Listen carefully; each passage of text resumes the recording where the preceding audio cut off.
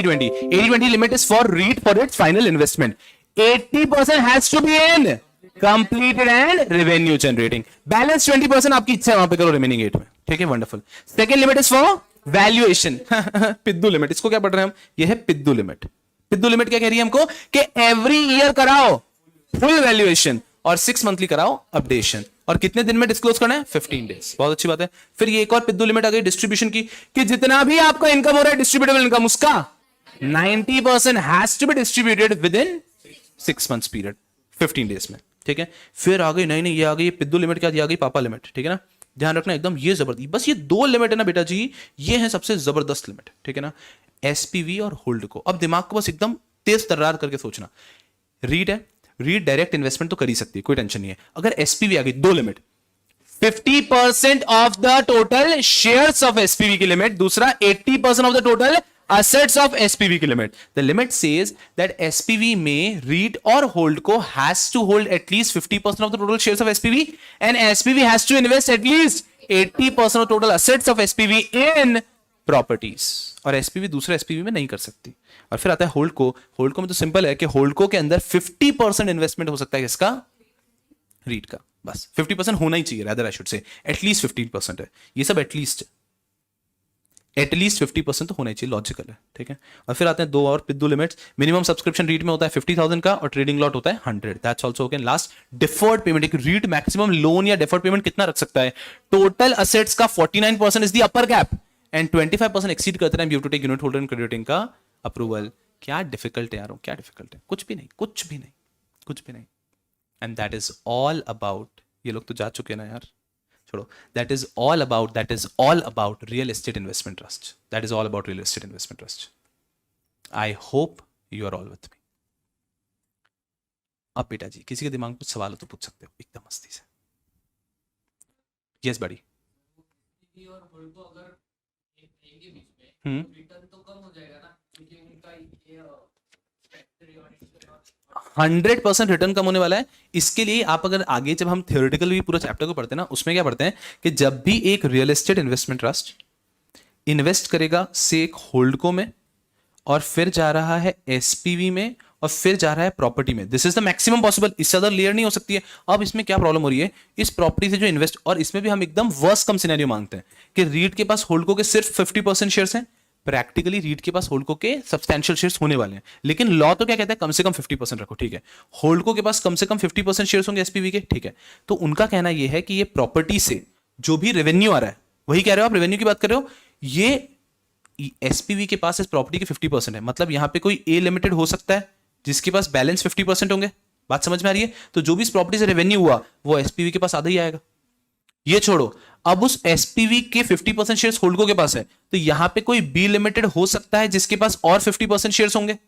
तो ये जो पैसा आया है उसका भी आधा होल्डको के पास जाएगा, है ना. और होल्डको के भी मान लीजिए 50% शेयर्स है तो और कम पैसा रीट के पास जाएगा. बिल्कुल सही कहना है आपका.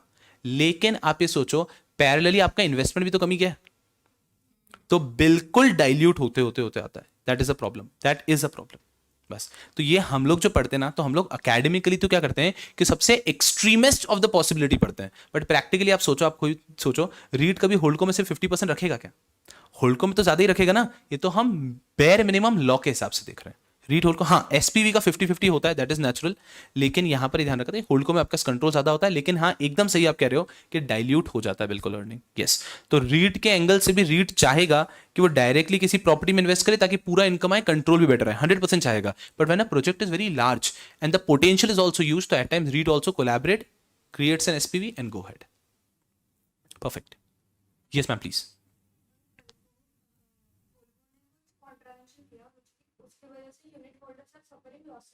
होल्डको ने कोई कॉन्ट्रवेंशन किया, उसकी वजह से unit holders are suffering losses. Okay,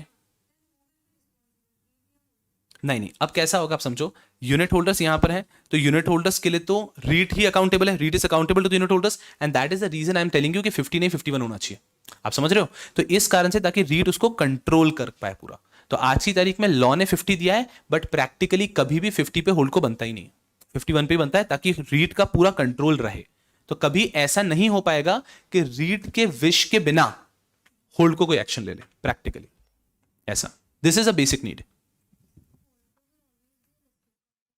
hold, no no no, not required at all. वो लिस्ट कर सकते हैं क्या? They will never be listed practically. Why so? Because इसके यूनिट्स में तो इंटरेस्ट ही नहीं है ना, this is only for a purpose of convenience. तो होल्ड को generally will never be listed company, generally will never be listed company. Now if you are asking a question can it be listed, that has to be checked, I will also have to check that. But practically आप समझो, hold को हो गया, उसको एक particular purpose को बस control convenience के लिए बनाया गया है, तो उसको लिस्ट करने का पर्पस नहीं होता है जनरली। Yes please ma'am.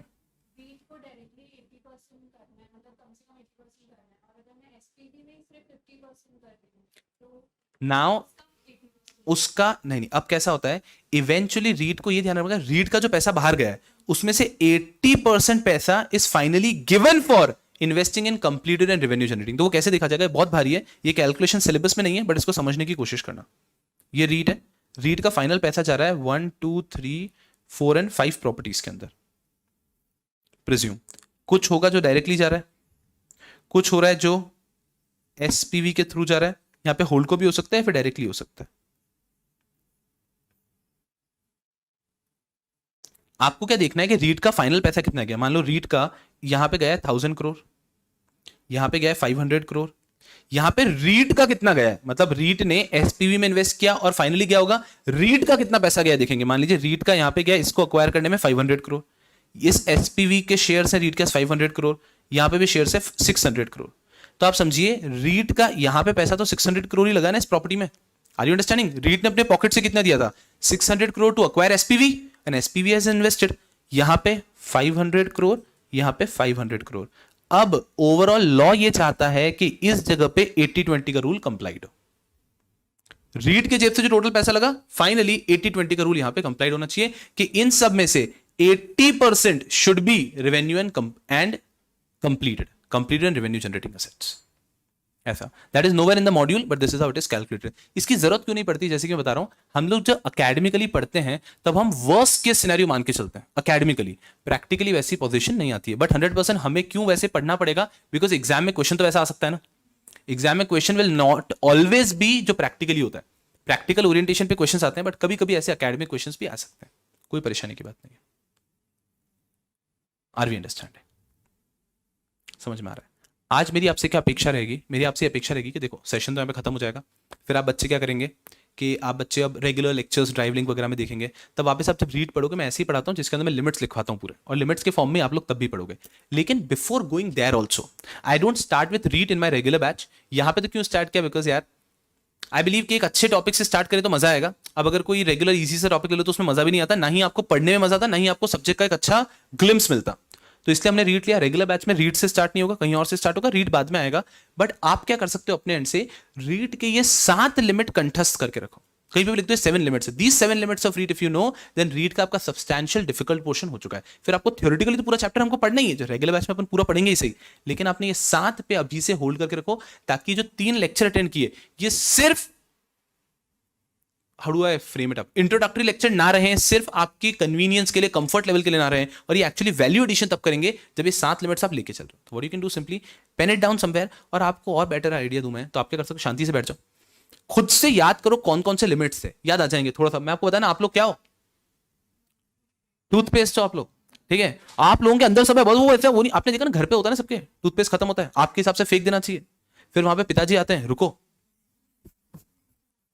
फिर आप सोचते हो अब तो फेंक देना चाहिए, फिर माताजी आती है, रुको, फिर माताजी बोलती फेंक, फिर पिताजी आते हैं, रुको, है ना? तो आप समझो कि आप सबको सब कुछ पता है, बस आपको थोड़ा सा पुश करने की जरूरत है, और 110% will be able to remember it and able to write it down.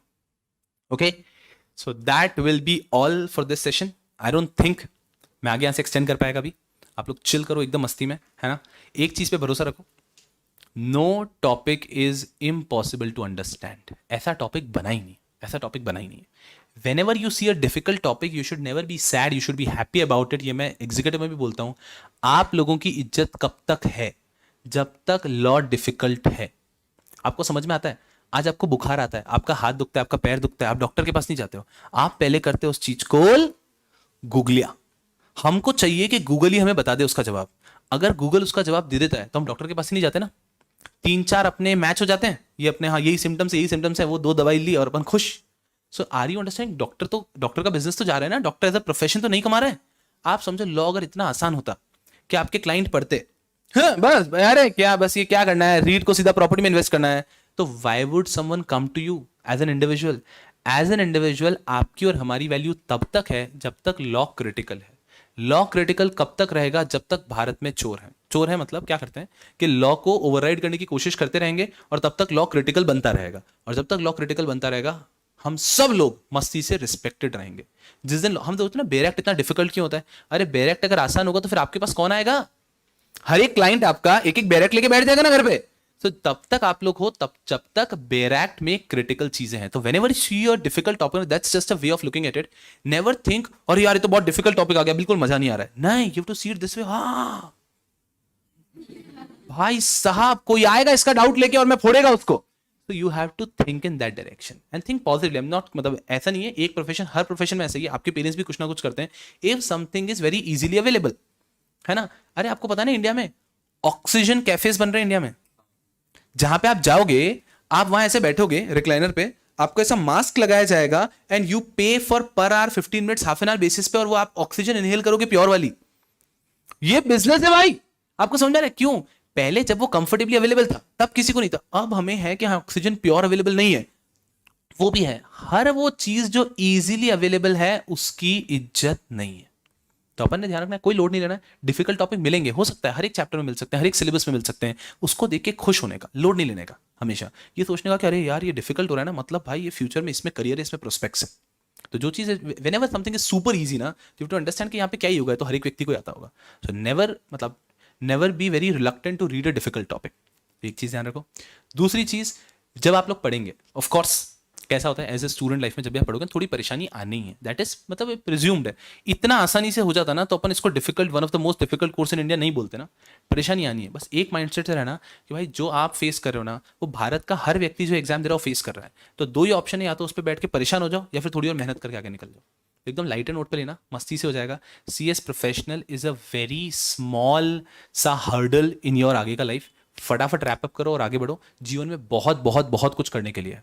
अरे मतलब क्या क्या नहीं कर सकते आप लोग, क्या ही कर सकते हो आप, सोचो कोई लिमिटलेस हो, स्काई इज द लिमिट वाला हिसाब है। तो बस ये कोशिश करो, छोटा सा हर्डल है, जी जान से मेहनत करो, आगे बढ़ो। And I think I loved it. यहाँ पे भी कुछ चल रहा है, ठीक है ना, संभालो अपने आपको सब लोग। Thank you so much for your love and patience for last 3 days। I thoroughly enjoyed it। And मतलब मैं I can not express it because after a long while I been teaching. और यूट्यूब की जनता, कोई गुस्सा बनने की बात नहीं है, मैं यहाँ पे अवेलेबल था 1.5-2 साल से, तो जबरदस्ती कोई बात नहीं करेगा। और कल से वापस इसी पे आऊंगा मैं जब भी आऊंगा, ठीक है ना। तो सब शांति से बैठो, प्यार मोहब्बत की बातें करने तो सबसे, ठीक है। तो यारो it was lovely and thank you so very much to all of you that you people actually spared a lot of time. मतलब यार बालक कहाँ से, मुंबई से बालिका भाग के आ रही है, ये कहाँ से बालक, कटनी की बालिका कहाँ है, वो जो लेट आती है वो, तो मतलब भाई साहब बच्चे सूरत का बालक है अपना। तो मैं कह रहा हूँ कि भाई साहब you people have really spared a lot of time, so I really and sincerely thank all of you. जी जान से पढ़ो, आगे बढ़ो, हम लोग तो हैं ही सही, लेकिन इसके अलावा भी बस अगर आप स्थिर हो ना तो आपको कोई नहीं रोक सकता। लुक, हम लोग तो कहता है कि हम लोग अवेलेबल हैं और रहेंगे, लेकिन at the end of the day the push has to be yours. अगर आप समझो ना, कहते हैं ना क्लास वास करने से पास हो जाते हैं, अगर क्लास करने से पास हो जाते हैं तो सभी पास हो जाते हैं ना। अरे क्लास तो सब कर लेंगे, तो सिर्फ वो करना is never enough. You need to have that push, have that self motivation and you'll comfortably kill it. Okay, so I'll stop here for the day. Thank you so much everyone. अरे चंचल कह रही है planning for all, वो मैं बताएगा ना, मैंने कहा था कि इस सेशन में संभव नहीं हो पाएगा, तो मैं अलग से एक वीडियो बना के आपको बताएगा प्रॉपर तरीके से क्या क्या डेडलाइंस रखनी है और उसकी तरह से कैसे आगे बढ़ना है। और जनवरी में कौन सी डेट पे हम लोग वर्चुअली मिलेंगे, तो मिलेंगे।